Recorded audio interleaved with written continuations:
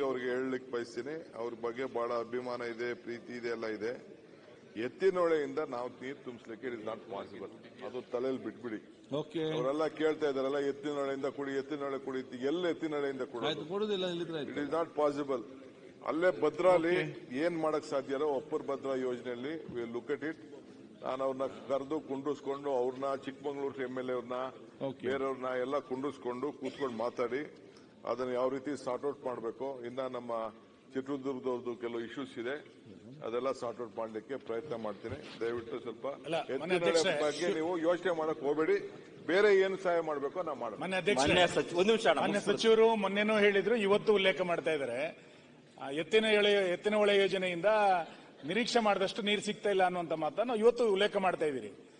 Actually Ettinahole ಬಗ್ಗೆ ಏನು ಅಂತಂದ್ಸರಿ ಹೇಳಿ. ಯಾಕೆಂತಂದ್ರೆ ಎತ್ತಿನೊಳೆ ಕೆಲಸ ಕಾಮಗಾರಿ ನಡೀತಾ ಇದೆ, ಅಲ್ಲಿ ಎಷ್ಟು ನೀರು ಲಿಫ್ಟ್ ಮಾಡ್ಲಿಕ್ಕೆ ಇವತ್ತಿನ ಫೀಸಿಬಿಲಿಟಿ ಇದೆ, ಆ ಯೋಜನೆ ಏನು ಒಂದ್ಸರಿ ಗೊತ್ತಾಗ್ಬೇಕಲ್ಲ. ಯಾಕೆ ನಮಗೆ ಕ್ಲಾರಿಟಿ ಸಿಗ್ತಾ ಇಲ್ಲ ಅದ್ರ ಬಗ್ಗೆ. ಈಗ ಸುನೀಲ್ ಅವ್ರ ಪ್ರಶ್ನೆ ಕರೆಕ್ಟ್ ಇದೆ, ಅದು ಇನ್ನೊಂದು ದಿವಸ ಮತ್ತೆ ಉತ್ತರ ಕೊಡಿ ಸರ್. ಒಂದ್ ನಿಮಿಷ. ಈಗ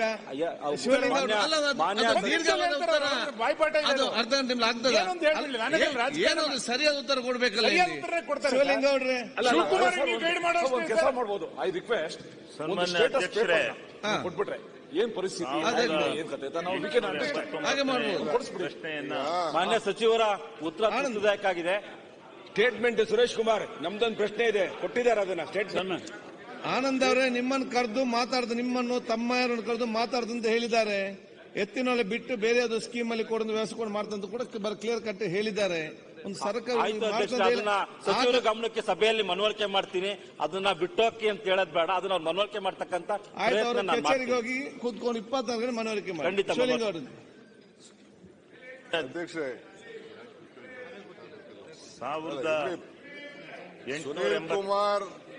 ಸುನೀಲ್ ಕುಮಾರ್ ಮಾತಾಡಿರೋದ್ರಲ್ಲಿ ಈ has A point. Actually Sadananda ಗೌಡ್ರ ಕಾಲದಲ್ಲಿ ಅದಕ್ಕೊಂದು ಬ್ಲೂ ಪ್ರಿಂಟ್ ರೆಡಿ ಮಾಡಿ ಕೊನೆಗೆ ಸಿದ್ದರಾಮಯ್ಯವ್ರ ಕಾಲದಲ್ಲಿ ಭೂಮಿ ಪೂಜೆ ಮಾಡಿ ಇಲ್ಲಿವರೆಗೂ ಬಂದಿದೆ. ಮಧ್ಯ ಡಿವಿಷನ್ ಆಗ್ಬಿಟ್ಟಿದೆ. ಪ್ಲಾನ್ ಆಗಿದ್ದೆ ಒಂದ್ ಕಡೆ, ಡಿವಿಷನ್ ಆಗಿದ್ದೆ ಒಂದ್ ಕಡೆ. ಇನ್ನ ಇವರ ಕೊರಟಗೆರೆ ದೊಡ್ಡಬಳ್ಳಾಪುರದಿಂದ ಈಚೆ ಬರಕ್ ಆಗಿಲ್ಲ. ಬೊಮ್ಮಾಯಿಯವ್ರ ಕಾಲದಲ್ಲಿ, ಯಡಿಯೂರಪ್ಪನವ್ರ ಕಾಲದಲ್ಲಿ ಚಿಕ್ಕಬಳ್ಳಾಪುರಕ್ಕೆ ಕೋಲಾರದು ಕೆಲಸ ಆರ್ಡರ್ ಮಾಡ್ಬಿಟ್ಟಿದ್ದಾರೆ. ನಾನು ಹೋಲ್ಡೆಡ್ ಇಟ್. ಕೆಲಸ ಮಾಡೋದ್ ಬೇಡ, ಫಸ್ಟ್ ನೀವ್ ಈಚೆ ತೆಗಿಯೋಣ, ತಂದು ಅಟ್ಲೀಸ್ಟ್ ತುಮಕೂರವರೆಗೂ ಈಚೆ ಬಿದ್ಮೇಲೆ ಆಮೇಲೆ ಮಿಕ್ಕಿದ ಕೆಲಸ ಮಾಡೋಣ. ಇಲ್ಲ ಅಂತಂದ್ರೆ ಸುಮ್ಮನೆ ಅದನ್ನೆಲ್ಲ ಕೆಲಸ ಮಾಡ್ಕೊಂಡು ಕೂತ್ಕೊಂಡ್ರೆ ಏನು ಪ್ರಯೋಜನ ಆಗೋದಿಲ್ಲ ಅಂತ ಹೋಲ್ಡ್ ಮಾಡಿದೀವಿ. ಆ ಪವರ್ ಪ್ರಾಬ್ಲಮ್ ಎಲ್ಲ ಸಾರ್ಟ್ ಔಟ್ ಮಾಡಿದ್ದೀನಿ. What ever the power. ಆ ಮಧ್ಯದಲ್ಲಿ ಅವ್ನು ಯಾರೋ ಗಲಾಟೆ ಮಾಡ್ಬಿಟ್ಟು ನಿಲ್ಲಿಸ್ಬಿಟ್ಟಿದ್ದು, ಅದನ್ನು ಹೋಗಿ ಡೆಪ್ಟಿ ಕಮಿಷನರ್ಸ್, ಫಾರೆಸ್ಟ್ ಅವ್ರನ್ನೆಲ್ಲ ಸೇರಿ ಸಾರ್ಟ್ ಔಟ್ ಮಾಡಿದ್ವಿ. ಒಂದಿನ ನಿಮ್ ಜಿಲ್ಲೆ ಶಾಸಕರ ಹತ್ರ ಸಪರೇಟ್ ಆಗಿ ಮಾತಾಡ್ಬೇಕು. ನಾನು ನಿಮ್ಮಲ್ಲಿ ಉಡುಪಿ ಇಬ್ಬರ ಹತ್ರ ಸಪರೇಟ್ ಆಗಿ ಮಾತಾಡ್ಬೇಕು. ಯಾಕೆಂದ್ರೆ ಏನೇ ಸೋರ್ಸ್ ಇದೆ, ಅದು ಬರೀ 20 ದಿನ, ಒಂದ್ ತಿಂಗಳಿಗೆ ನನ್ನ ಪ್ರಕಾರ ಆಸ್ ಎ ಫಿಸಿಕಲಿ 25 ದಿನಕ್ಕೆ ಸ್ಕೀಮ್ ನೀರು ಕ್ಲೋಸ್ ಆಗೋಗ್ಬೋದು ಅನ್ನೋದು ಒಂದು ಮಾಹಿತಿ ನನಗೆ ಬ್ಯಾಕ್ ಗ್ರೌಂಡ್ ಅಲ್ಲಿ ಕೊಡ್ತಾ ಇದ್ದಾರೆ. ಆಫೀಸರ್ಸ್ ಕೊಡೋದು ಬೇರೆ, ವಾಸ್ತವಾಂಶವಾಗಿ ನನ್ನಂತ ಅನುಭವ ಇದಕ್ಕೆ. ಅದಕ್ಕೆ ನಿನ್ನೆ ಕೂಡ ನಿಮ್ಮ ಅನೇಕ ಶಾಸಕರ ಹತ್ರ ಚರ್ಚೆ ಮಾಡಿದೆ. ನಿಮ್ ಶಾಸಕರ ಹತ್ರ ಏನ್ ಮಾಡಬಹುದು, ನಿಮ್ ಸಲಹೆಗಳು ಏನು ಅಂತ ಕೆಲವರೆಲ್ಲ ಚರ್ಚೆ ಮಾಡಿದ್ದೀನಿ. ಒಂದಿನ ನಿಮ್ಮವರು, ನಮ್ಮ ಮಲ್ನಾಡವರು, ಕರಾವಳಿ ಪ್ರದೇಶವರು ಕೂತ್ಕೊಂಡು ಸಪರೇಟ್ ಆಗಿ ಮಾತಾಡೋಣ. I will give as he said, I will give factual fact report ಕೂಡ ಒಂದು ರೆಡಿ ಮಾಡ್ತೀನಿ. ಈಗ ಮೀಟಿಂಗ್ ಕರೆದಾಗ ತಾವು ಪಾರ್ಟಿಸಿಪೇಟ್ ಮಾಡಿ, ಬಂದು ಡಿಲಿಬರೇಟ್ ಮಾಡಿ.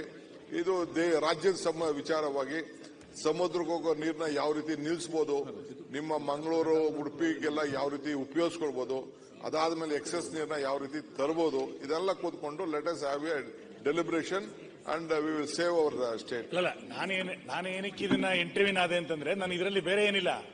ಎತ್ತಿನ ಹೊಳೆ ಯೋಜನೆಯನ್ನ ಮಾಡಬೇಕಾದ್ರೆ ಬಯಲುಸೀಮೆಗೆ ಕುಡಿಯುವ ನೀರಿನ ಯೋಜನೆ ಅಂತ ಮಾಡಿತ್ತು. ನಮ್ಮ ಜಿಲ್ಲೆಗಳಲ್ಲಿ ಅದಕ್ಕೆ ಬಹಳ ದೊಡ್ಡ ವಿರೋಧ ಮಾಡಿದಾಗ ಇನ್ನೊಂದು ಜಿಲ್ಲೆಗೆ ಕುಡಿಯೋ ನೀರಿಗೆ ಅಡ್ಡಿ ಬರೋದು ಬೇಡ ಅಂತೇಳಿ ನಮ್ಮ ಜಿಲ್ಲೆಯ ಹೋರಾಟಗಳನ್ನ ಅವತ್ತು ಮಾಡಿದ್ರು ಕೂಡ ತಾತ್ಕಾಲಿಕವಾಗಿ ಹಿಂತೆಗೆದುಕೊಂಡಿತ್ತು. ಆ ಕುಡಿಯುವ ನೀರಿನ ಯೋಜನೆಯೇ ನಿಮ್ದು ಸಾಫಲ್ಯ ಆಗ್ಲಿಲ್ಲ ಅಂತಂದ್ರೆ, ನಮಗೆ ಅದ್ರ ಬದಲಾಗಿ ಪಶ್ಚಿಮ ವಾಹಿನಿ ಮುಖಾಂತರ ನಮಗೆ ಬೇರೆ ಬೇರೆ ವೆಂಟೆಡ್ ಡ್ಯಾಮ್ಗಳನ್ನು ಕೊಡ್ತೀನಿ ಅಂತ ಹೇಳಿದ್ರಿ. ಆ ಕಡೆ ಅದನ್ನೂ ಕೊಡ್ಲಿಲ್ಲ, ಈ ಕಡೆ ಈ ಯೋಜನೆಯೂ ಸಾಫಲ್ಯ ಆಗ್ಲಿಲ್ಲ ಅಂತಂದ್ರೆ ಯಾರಿಗೆ ಲಾಭ ಆಯ್ತು ಇದರಿಂದ? ಇದು ಯಾರು ಮಾಡಿರ್ಲಿ ಯೋಜನೆನ ಹೆಂಗಾಯ್ತು? ಹಾಗಾದ್ರೆ ಅವತ್ತಿನ ಎಕ್ಸ್ಪರ್ಟ್ಸ್ ಏನಂತ ಕೊಟ್ಟಿದ್ರು, ಎಷ್ಟು ಟಿಎಂಸಿ ನೀರನ್ನ ಎತ್ತುತ್ತೀವಿ ಅಂತ ಹೇಳಿದ್ರು.